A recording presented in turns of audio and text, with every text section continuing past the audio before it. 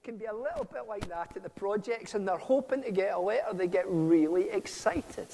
And it makes a difference. I told the story this morning in the first service of a young man called Samuel that I met in Ethiopia recently. He's now 27 years of age. He's come through the Compassion Project.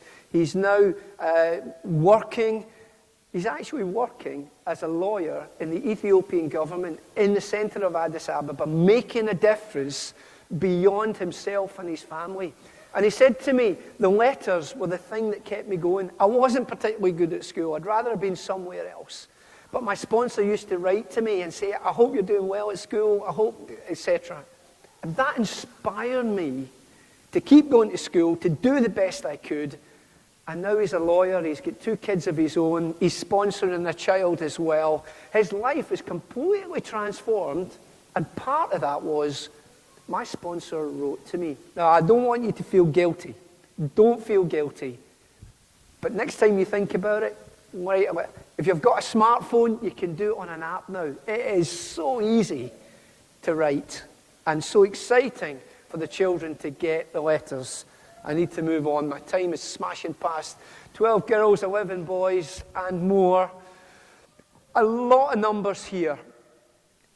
But that big one, 23,000, over 23,000 hours invested in these 23 children. Each week, more than every week, one-on-one, known, loved, and protected through the local church, through what you have done. 5,700 nutritious meals provided and counting for them and families. At least 128 medical checks. And then there's 69 Bibles. It's not that they've all got 3 Bibles each. It's just that as they grow up, they'll go from a children's Bible to a teenager's Bible to an adult Bible. So they've all got Bibles. They all have this input into their lives. Christ is making a difference through what you do and what Compassion does. The financial support, £11,300 this year alone. That's just the last 12 months, plus whatever individual gifts coming up to Christmas or birthdays or whatever. £11,300 will just about buy you a small family-sized car in this country. We've all pretty much all got one of those. Yes, it does sound a lot of money, but I can tell you, in places like Tanzania, for many who have been there, that goes such a long way. That does provide education, health care, these children to be known, loved, and protected. I thank you for every single pound of that money. And I can assure you that every pound of that money makes a difference in seeing these children's lives transformed. And there's the Rogues Gallery. They don't look very happy, do they, some of them? There's the odd smile, but mainly they look as though they're sort of trying to get out of somewhere. I can assure you it's not like that. But when they get that first photograph taken, it's all a little bit for them. But for many, as you know, as you start to pin the photographs onto this board here later on, the smiles come because they have a hope and they have a future and their life is very, very different. Just for my last few minutes,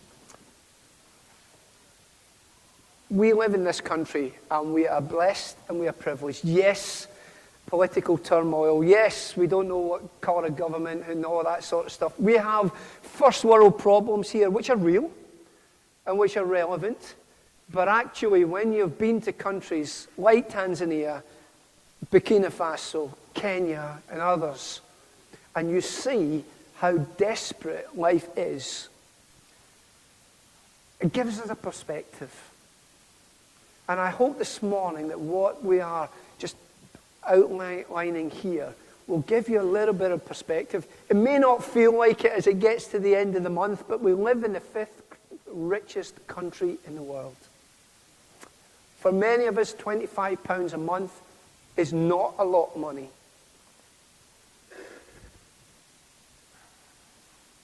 Many of you here invest in the lives of children, and I do want to encourage you to continue that. I want to encourage those who are maybe not done it before, or actually, I've been thinking about this I hear it every week, somebody says to me, I've been thinking of doing this for years. then if you're one of those, I would encourage you today. We do have children with us who we are looking for someone to invest in. But just before I finish, I want to show you a short video. And it's a video of some children, or now adults, who were sponsored and the difference that you're making in their lives.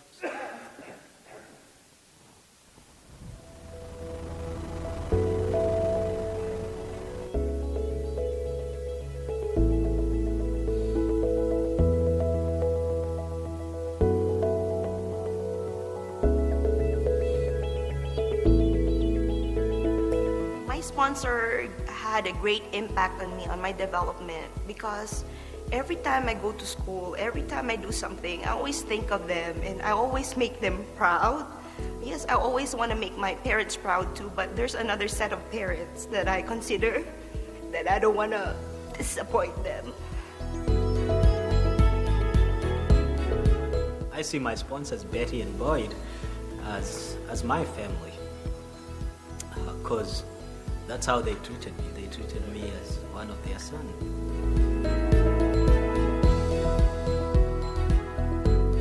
The first person that helped me believe that I could be a leader was my sponsor, who wrote me that letter and told me that they believed in me. And I thought to myself, if they believed in me and I was going to become somebody, it's true. I can actually become that somebody.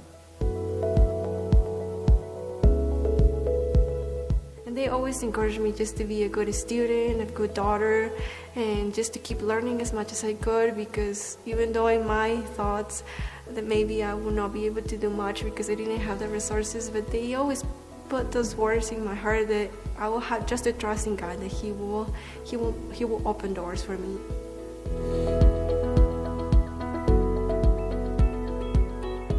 What I am today because of a stranger willing to invest in my life and show me the love of Christ and pray for me and encourage me each step of the way.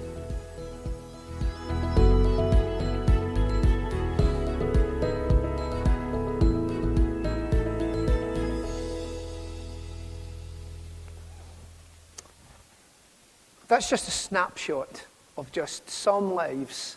There are over 2 million of now children being sponsored through compassion, through people like yourselves. That video is called One Act. One Act. The Bible tells us that God has prepared good works for us to do. Individually, that's you and that's me.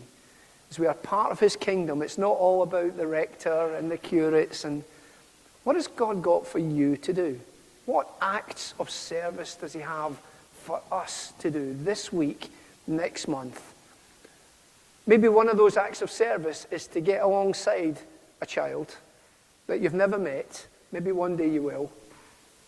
But where you could see such a transformation in their life. We have a number of children's profiles with us. There's a little girl called Miriam at the back there. And she's 5 years of age. And she's been looked after by her grandmother and her aunt. We don't know where her parents are. But that she is in a life she is in a situation which needs to be transformed. Now, Compassion in the local church is getting alongside her, but we need people like yourselves to get alongside us as we support what's happening there. One quick story and I finish. Got a friend called Richmond who's a former Compassion child. In fact, the video Richmond from Uganda is about him. And it tells a story about how him and his siblings were brought into the program, lives transformed, and he became the pastor of the church that he got converted in. He also started a Bible college in Uganda where more than 6,000 pastors have been trained to date. But he told me another story when I was with him in July this year, and he said, we actually had a 7th person in our family. There was 6 children. And one day his mum, single mum with 6 children, his mum was in the court, sort of in the area where they lived, in Kampala, and they saw this little lad running around called Arthur. And they said, Arthur, what are you doing? It's almost dark. You should be going indoors now. So I don't know where my mum is now. He was another lad living in a single family with a single mum. His mum had disappeared. He was on the street. He had been locked out of his home. He had nowhere to go. So what did Richmond's mum do? Oh, well, that's a bit of a shame. I better phone social services or no. She says, all right then, you 6, budge up. There's room for another one. Arthur joined that family of 6. It became 7. He visited and never went home. He's now the assistant pastor of the church that Richmond got converted in and is making such a difference. There is room for another. There always has to be room for another in your life and in my life. There's a book that made a tremendous difference to me. And the very first line that it said in that book was, it's not about you. I nearly closed the book up when I read that first line. Everything's about us, isn't it? It's not about us. It's about him, what he's done for us, and the privilege and the blessing that he's enabled us to get involved in other people's lives. I want to thank you for those 23 and counting.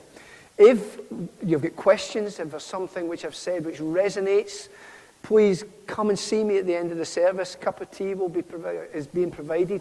Mine is white, no sugar. David knows that already. And we'll have lots of profiles there for you to come and have a look.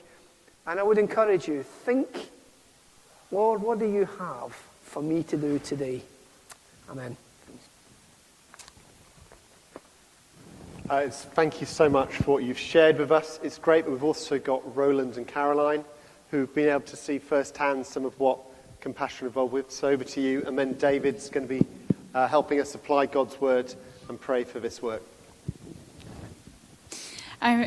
Great. Thank you so much, James. I was just watching all of that, and it's a real emotional experience for us, actually. So I'm Caroline, and this is Roland. He's one of the clergy here, if you're new to us and you don't know us. And last year we were hugely fortunate and very, very grateful to be able to go to Tanzania and see the project where these 23 sponsored children are based. So we've asked people to bring photos of their sponsored children with them, and lots of people forgot because it's the weekend, so we'll forgive you. But here are some of the children that we sponsor as a church, and actually there's the rest of them. So the difference that you're making in these lives is amazing. And we just wanted to tell you what we saw last year and give you just that personal encouragement. Because, you know, as brilliant as James is and as passionately as he speaks, it can make all the difference when somebody that you know and somebody from the community just gives you that encouragement. So we really want to big up Compassion and tell you a bit more about it. So I'm going to let Roland start. So it was really nice to see a specific project, because actually individuals are part of a specific project and a specific church. So the majority of the people we sponsor live in a village called Msitu wa Tembo, which means elephant wood. So it was started by a guy who set up a church called Deeper Life Church back in 2000. And he very much embedded himself into the local community, into what they were doing. And that was in the year 2000, far before Compassion came along. And he was involved in investing into their lives. So this is Tumaini George in the middle. Thanks. And this is the church that he set up. And he really got involved in developing the lives of families and individuals. And this is why Compassion got involved in this particular village, because they saw a really inspiring pastor who was really wanting to get involved in the local community and come alongside the work that he was already doing. It was really, really exciting. We're really just going to whip through and give you an overview. There's so much that we could talk to you about. But can I have the next slide, please? I'm never very good with the clicker. Something that James actually didn't mention is the Child Survival Programme, which Compassion run in Msitu wa Tembo. I hope it's still running. Excellent. And that is, am I right in saying that's an extra £5 a month on top of your normal sponsorship? Tell us a bit more, James. Very quickly, because I don't want to take your time. The Child Survival Unit is mums and babies and that first 1,000 days of life. And actually, no, that extra £5 we fundraise for that separately. It's one of the things that we encourage congregations to do, because not everyone can sponsor a child, but maybe they can give a little bit. Maybe they can do a coffee morning or a dare I say it, a couch to 5K or something like that, that just inspires people to raise funds for that. Thank you. So we were able to meet some of the mums and the babies who were involved in the child survival programme. I've got it written down that they were working with 15 pregnant women and new mothers at the time. I don't think that's all 15 of them. But it's wonderful to think that those are the babies we met last July, and they'll now be sort of toddlers. And just, if you're a parent, if you've, been around people having babies, you know that newborn stage is absolutely crucial, and actually not just sort of to have the medical input, but the love and the care, and it's just about empowering women to feel confident in raising their child in a healthy and a safe and supportive way. So it just provides them with all of that care and all of the skills that they need. So it's a really special thing to have met those babies and imagine where they are now and to think how they're going to grow up. If we can have the next picture, thank you. This is one of the classrooms in the school project. So we went to see the kindergarten project. So this I can't remember exactly, but I think this is a supplement to their formal education. So there's a primary school in the area, but Compassion runs like an extracurricular programme. And something that really impressed us in the school was the scope of the curriculum and the way it had been laid out. We take our education system for granted here completely, but it was a very basic education system is what's provided nationally in Tanzania. The learning, I think we would feel it's quite old-fashioned. It's very much by rote. It's sort of just, learning your vowels, R, A, E, O, U, repeating again and again. And actually the Compassion curriculum is much more interactive. It's had so much thought and research put into it. There's a lot to do with their sort of what we would call PHSE, their physical and social and emotional development as well. So it's not just the sort of reading, writing and maths, but it's encouraging them to become well-rounded individuals and to be ambitious and to think of a broad spectrum of jobs and careers that they could take up. So we were so encouraged. There's just so much life in that project. Can we have a next slide? So Compassion had been on this site for just a few years, and they were really rapidly growing. So they had run out of space with one classroom. They built a second classroom, and they were running out of space. So they were very quickly needing new space. Just in the background, you can see a new toilet block that they were building, because as well, they had originally 20 children, and now they had over 200 children. And so the loo blocks that they had were very insufficient for what they needed. There was lots of development which was going on, which was really, really exciting as well. I think that's all on buildings, is it? Brilliant. And can we have the next slide? So we had a real privilege of meeting some of the children at their homes with their families. So this is, in fact, the sponsored child of Sarah Fitzgerald. This is Atumaini and Fitz. There we go. In Fitz's hat. He rather took a shine to his hat. And it was just so lovely to see them in their home environment. They would live in quite a simple environment. That's just a single room, essentially, that you see. That's his whole house. They might have a small number of animals. They might have a small number of plants that they grow around the back. But this would allow, the Compassion Project would allow families to stay in work, which would keep the children in as well. So they were really invested in the whole family and not just the child. Because if you sponsor one child within a family, you can actually help a whole family to develop and to benefit from that sponsorship as well. Oh, I was just going to say something and I forgot. It was great. It was, and James mentioned earlier that a lot of, particularly in this community, a lot of the parents are subsistence farmers. And I thought that meant that they sort of had a regular routine of getting up and going to the farm and hard labour kind of thing. And I was quite shocked to find out that actually there's absolutely zero security. They get up every morning and they walk around each farm. They might walk 2 hours and say, "Do you have work today?" "No." "Okay." Walk another half an hour. "Do you have work today?" "No." "Okay."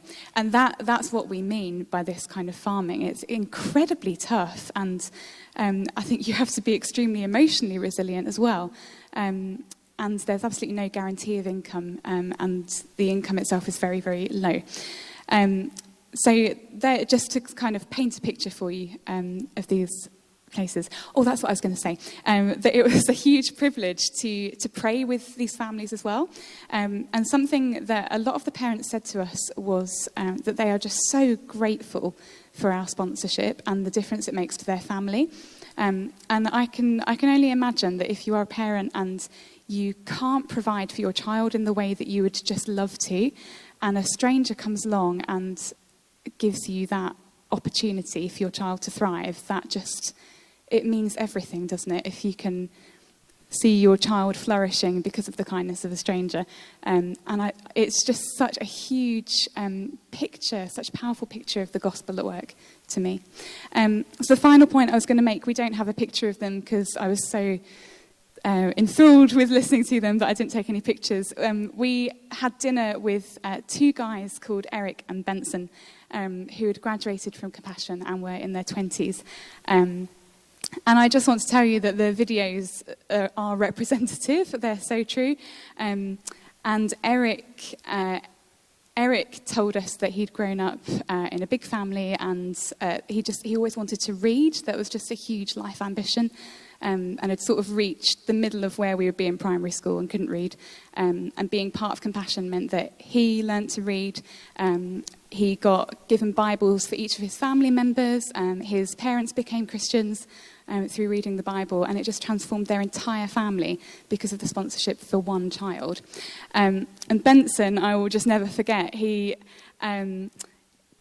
grew up with a quite abusive stepfather, and he said that in Tanzanian culture, particularly with fathers and sons, is very unusual to say, "I love you," or to show any affection. And he said the first time that anybody actually said, "I love you," is when he got a letter from his sponsor. And it just completely changed, it blew his mind that somebody actually loved him. And it completely changed his view of himself. He became a confident and assertive young man. And he's now, he was engaged, he might now be married, to a Compassion project director. And he was just very firmly set on becoming the president of Tanzania. With just very, very seriously, that was his ambition. I just thought that's amazing. And as we left, he just said, everything that you see about me, everything that I am is compassion. And that has always stuck with me, that could make such a huge difference in somebody's life. So basically, we want to say, that's Tanzania. That's just one of the thousands of projects that Compassion is involved with. They are such a worthwhile charity. We were so impressed by their diligence and just things like their record keeping and their attention to detail, the scope of what they do. They are an absolutely fantastic charity, and we hugely, wholeheartedly encourage you to go and sponsor 20 children at the back if your salary allows for it. And if it doesn't, just pray about it, and I'm sure God will be pleased to bless you. Right, I'm going to get rid of the microphone now. I think we're going to invite Dave up for praying now.